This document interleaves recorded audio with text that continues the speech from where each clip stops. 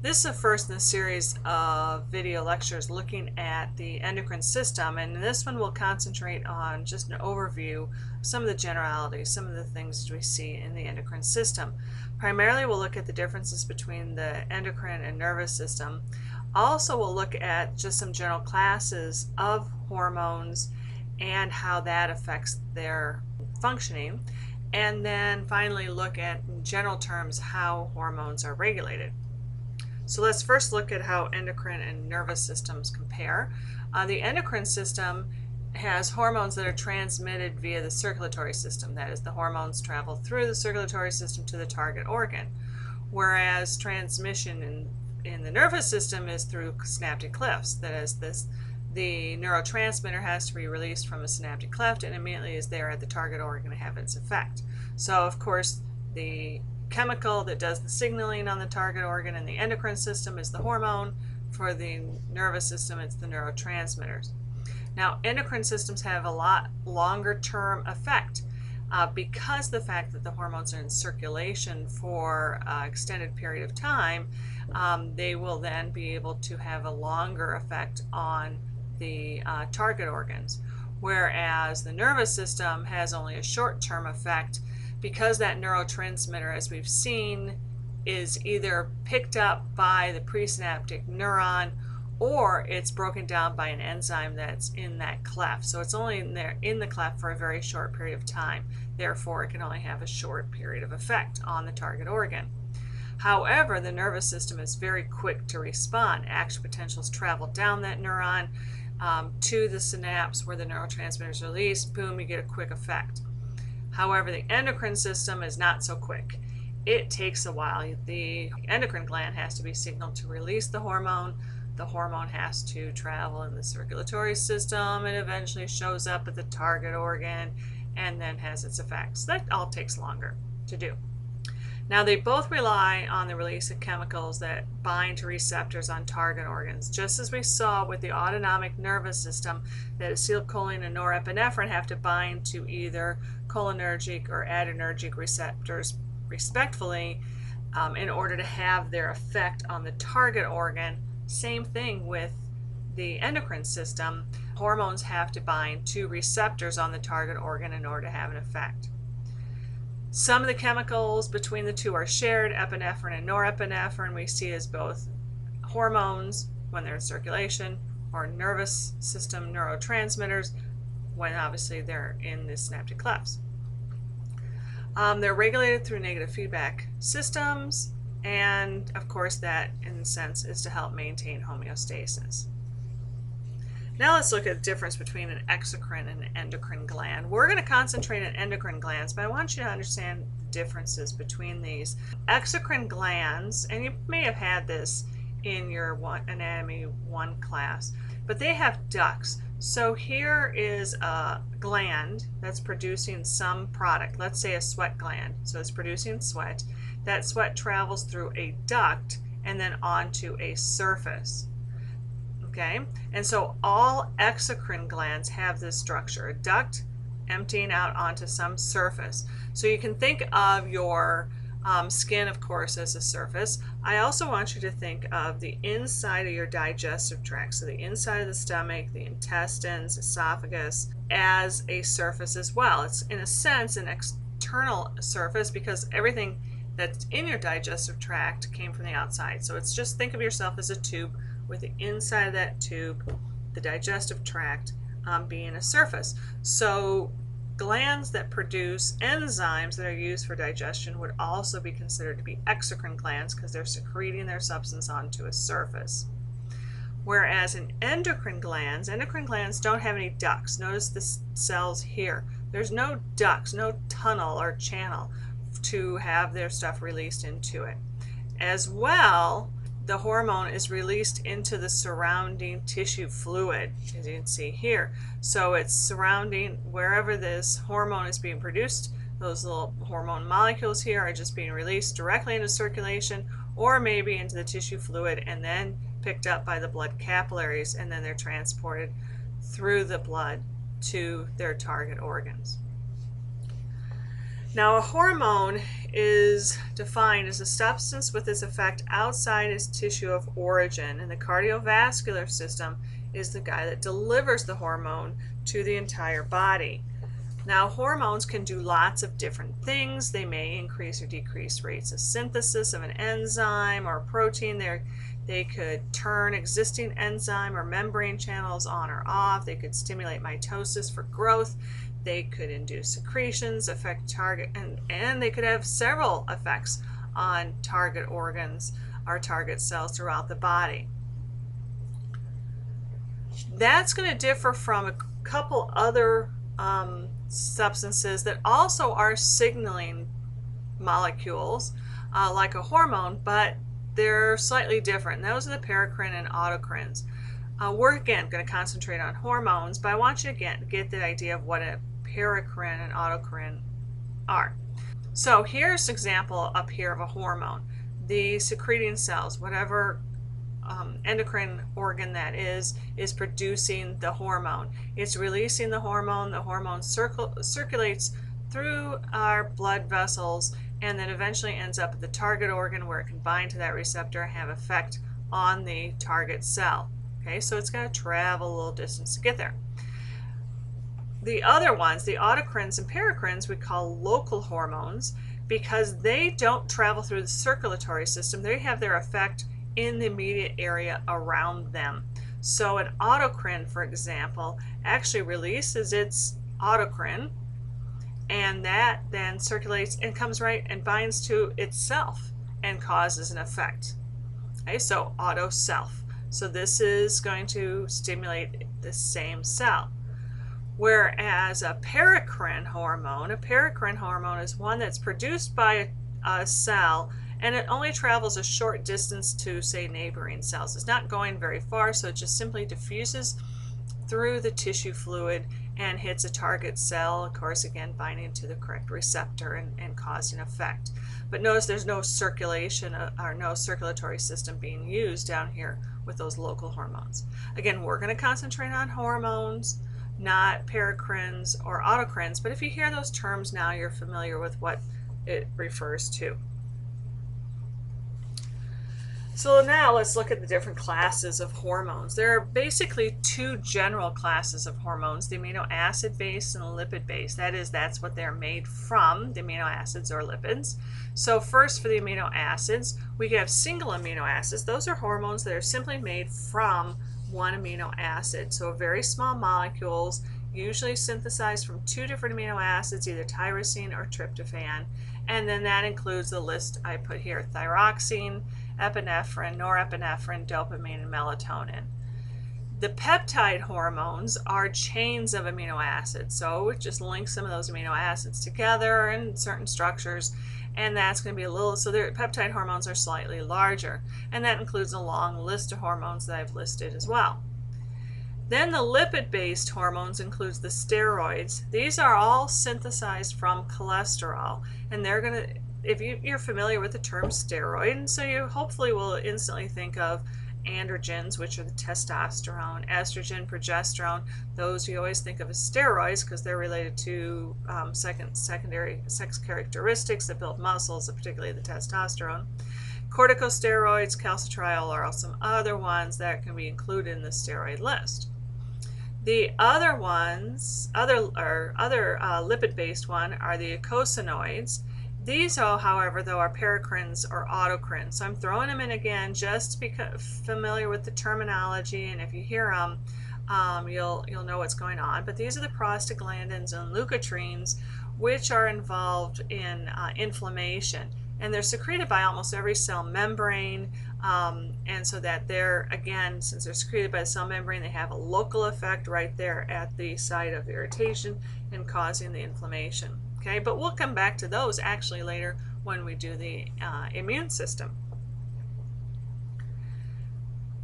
Now, what's important about this classification system isn't so much whether it's amino acid or a lipid. However, it's more of whether they're hydrophilic or hydrophobic.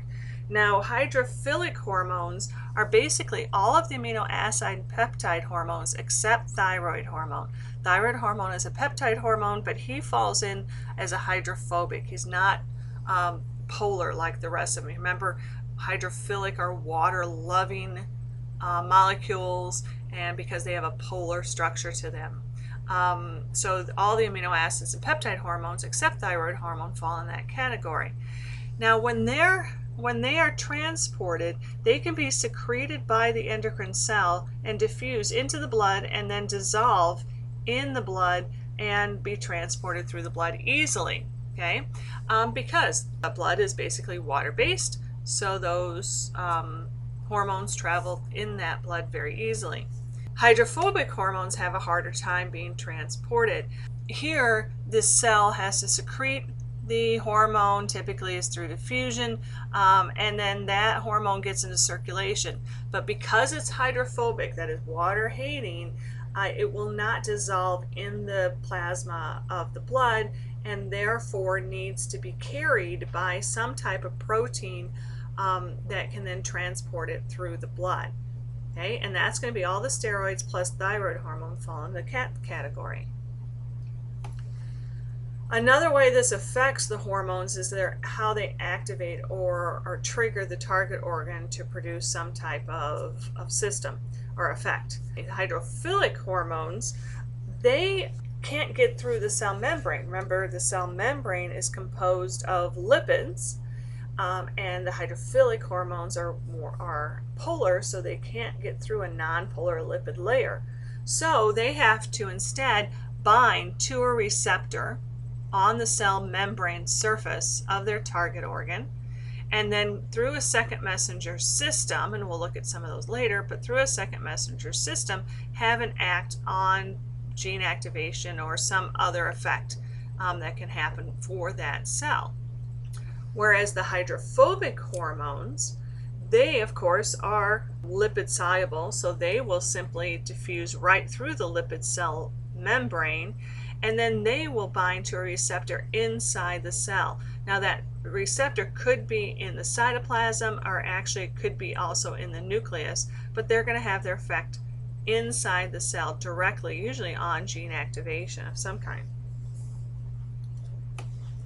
Now, here's an example of our second messenger system that we see when a cell binds to an effector on the cell membrane. So let's look at this step by step.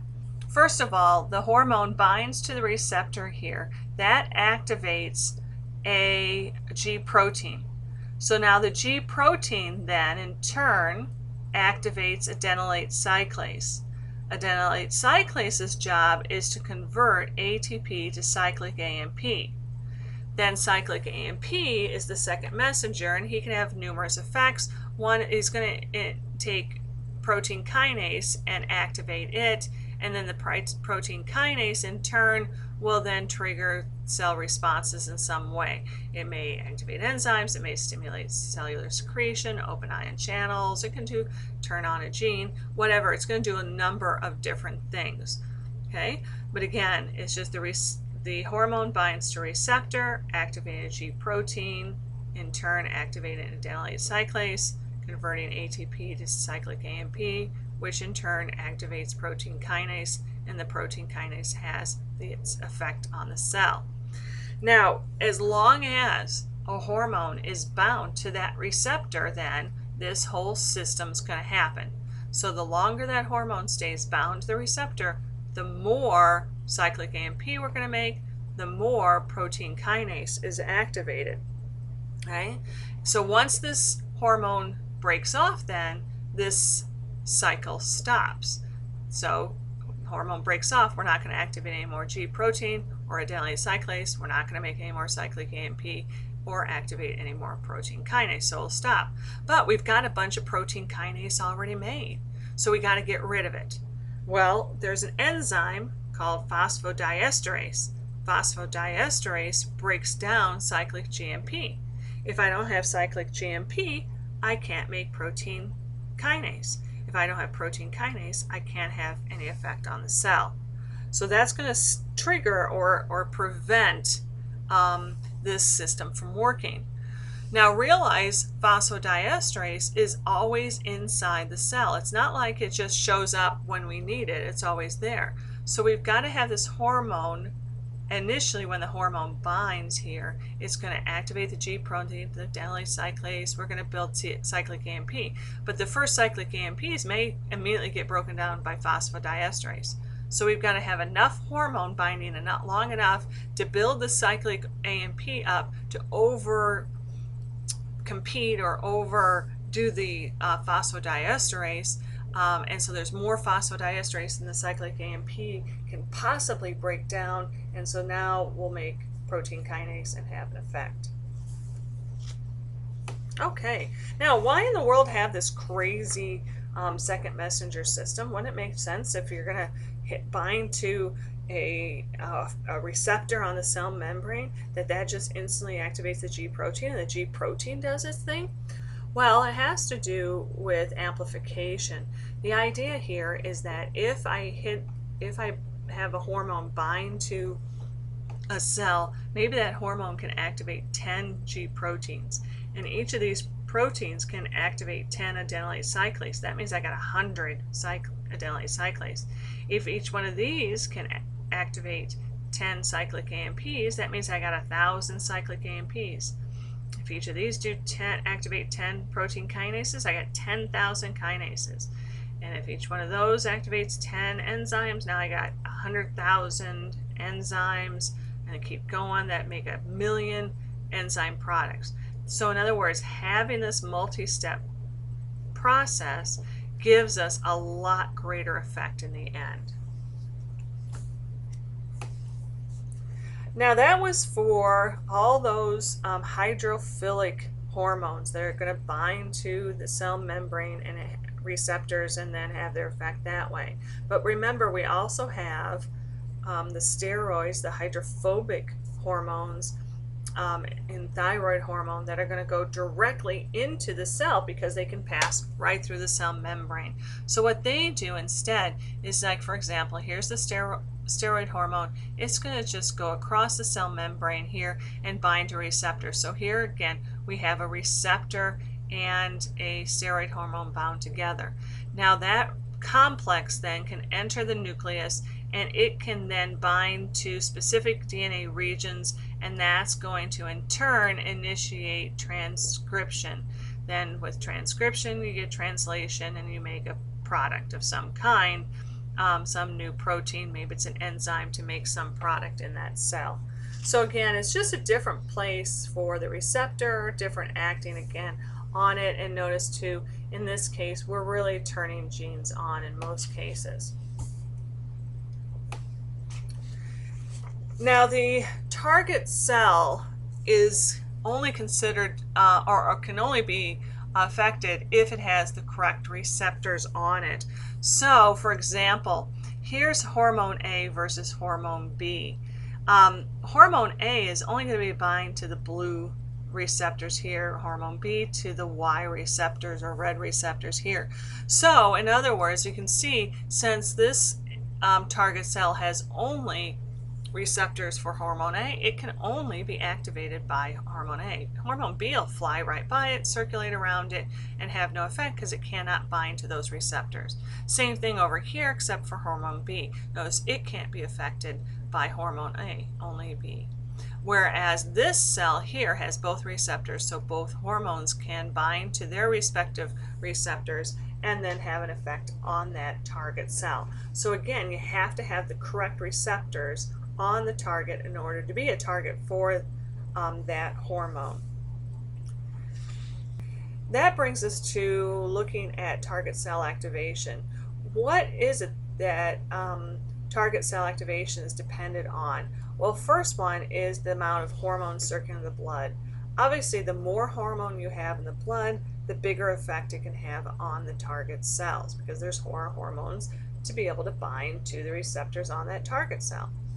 Also then, it's going to be the number of receptors. If I have more receptors for that specific hormone, then more hormone can bind there and have a bigger effect inside the cell. And then last is the affinity of the hormone for the receptor. That is, how well does that hormone bind to the receptor. High affinity means it binds really well. Low affinity means it sits there for a split second and bounces off. So remember, the whole second messenger system, the longer that hormone sits, the more G protein that's activated, the more stellate cyclase activated, the more cyclic AMP produced, yada yada, it keeps going. So the longer it sits there, the more effect you're going to have. Now we can fluctuate the number of receptors in response to changes in hormone level. One way of doing that is what's called upregulation. In upregulation, the target cell receptors increase in number due to low blood levels of hormone. In other words, if you've got low levels of blood hormone, maybe you're not making enough because of some bad physiology going on or some kind of disease going on, those target cells in a sense are kind of like starved for it, and so they're really going to try to hunt it out and put out more receptors so that they can bind, so that any hormone that might happen to be there, they are going to be able to grab or have that hormone bind at those receptors, and therefore hopefully increasing the effect even when there's low levels of the hormone. The other way to look at it is downregulation. That is, the target cell receptors decrease in number due to high levels of the hormone. In other words, here the target cell says, I'm overwhelmed, I've had enough, I don't want any more, because there's way too much of the hormone in circulation, and so it decreases its number of receptors so it doesn't get overwhelmed by that high level of hormone. Now, control of the endocrine system is a negative feedback mechanism. And this may involve one hormone or may involve several. For example, here an endocrine gland secretes a hormone. So that hormone is released. It has effect on the target organ. The target organ in turn has some type of response, producing maybe some kind of product, which then in turn inhibits any more hormone from being released. So therefore, the more product I make over here, the more inhibition of the endocrine gland, which means I make less hormone. If I make less hormone, I have less effect on the target organ. Less effect on the target organ means less response. Less response means less inhibition. So now, if it's not being inhibited as much, the endocrine gland can make more hormone. More hormone means more effect on the target organ, more product, more inhibition, boom, back again, and decreasing the amount of endocrine gland producing the hormone. Okay, so that's a negative feedback system. It keeps the level of the hormone being released here at a somewhat constant level. It might be fluctuating up a little and down a little bit in response to the changing levels of the product made by that target organ, but the idea is it's pretty constant. Another possibility over here is another example of one. Here they highlighted the hypothalamus and pituitary glands, where the hypothalamus releases a releasing hormone. That hormone causes the pituitary gland to release its hormone. That hormone causes a target gland to release its hormone. Now, this third hormone here then goes back and inhibits the pituitary gland and the hypothalamus. So if the hypothalamus makes a lot of releasing hormone, pituitary gland will make more of its stimulating hormone, which means the target gland makes a lot of this target gland hormone. A lot of the target gland hormone means a lot of inhibition on the pituitary and the hypothalamus. If these two are inhibiting a lot, then the hypothalamus doesn't make as much releasing hormone, which means the pituitary gland doesn't make much stimulating hormone, which means then the target gland makes less of this target gland hormone. If I have less of this target gland hormone, I have less inhibition on the pituitary and the hypothalamus. Less inhibition on the hypothalamus means more releasing hormone. More releasing hormone means more stimulating hormone. More stimulating hormone means more target hormone, and you get the picture. Okay, so again, kind of now we have multiple organs involved, but it's still a negative feedback system.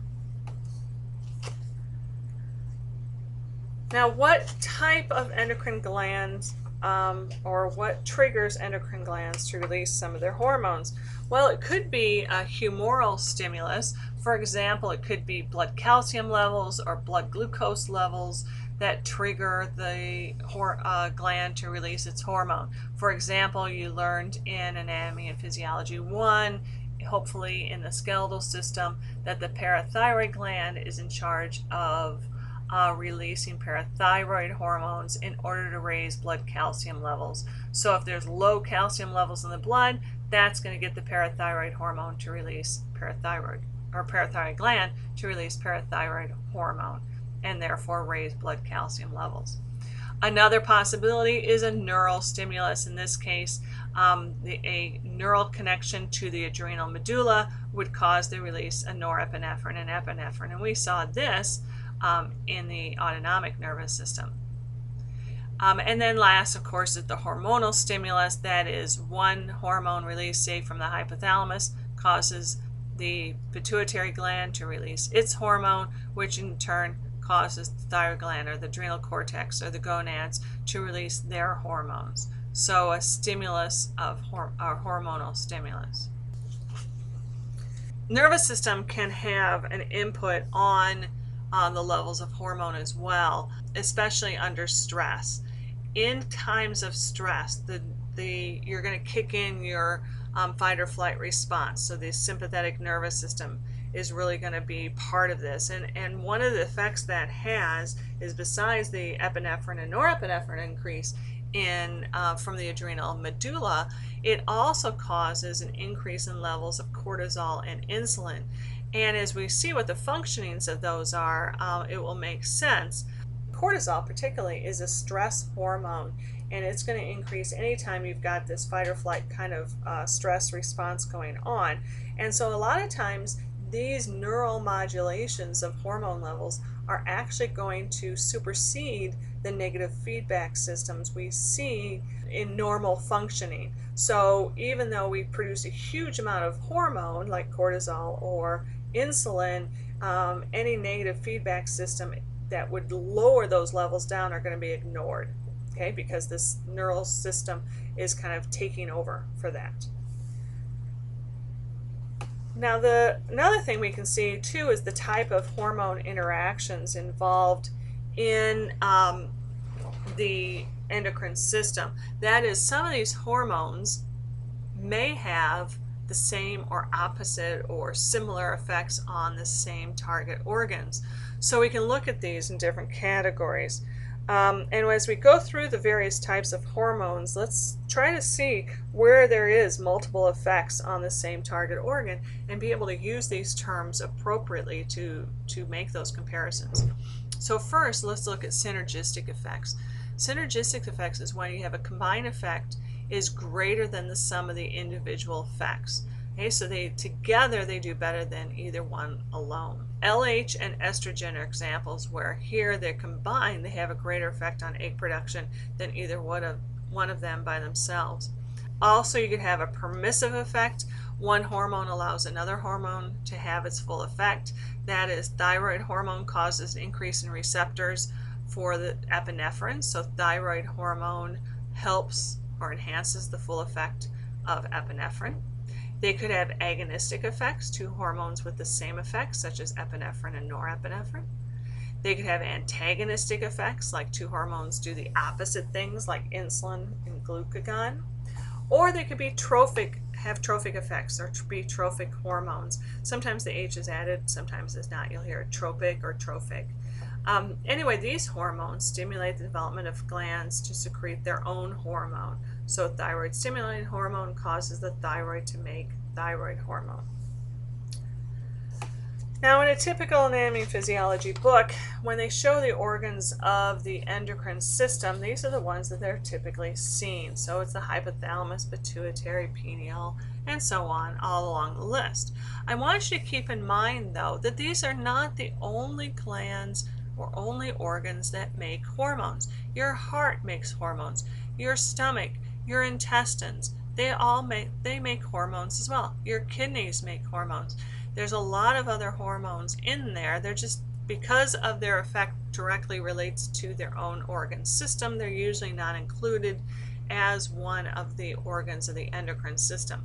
So that means this is the end of this video lecture. In the next video lecture, we're going to look at the hypothalamus and pituitary glands' role in basically controlling much of the endocrine system.